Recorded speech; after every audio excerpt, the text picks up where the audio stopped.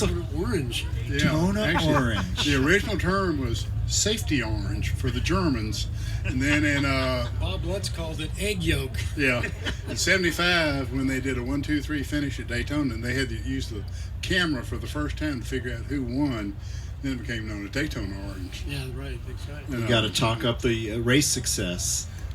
Is this your first restoration, or is this your job? No, this is my hobby, and this is, I think, is number 8 I've done. Okay.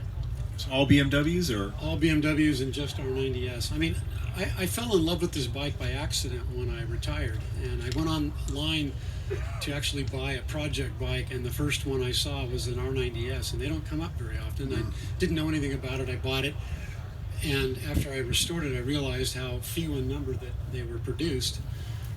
And so I just kind of made it a personal mission to find every one that I could that was trashed and put away in a barn somewhere and bring it back to life and make people happy. So now you have 80 of them, right? Well, now I have a wife that's really pissed off that there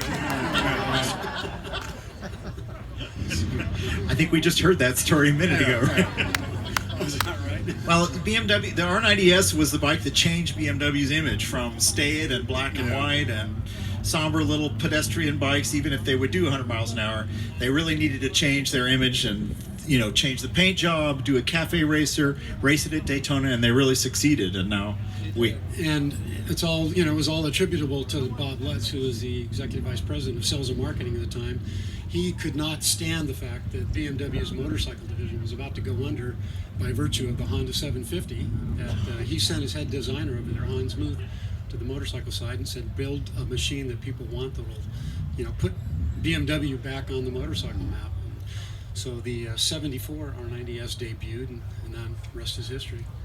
it's an iconic motorcycle. I mean, it really is one of the nicest BMWs ever built. I've had several of We'll these. get an argument from me. Yeah.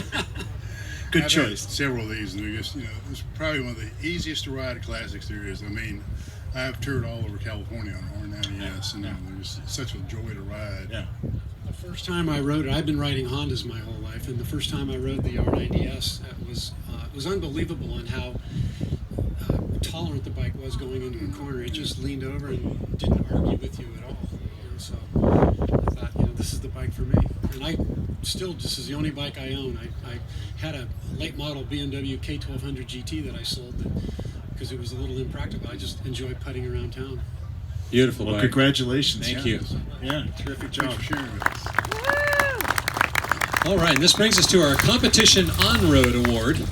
And this goes to Kevin McGee and his 1979 Kawasaki AMSA Superbike, a bona fide race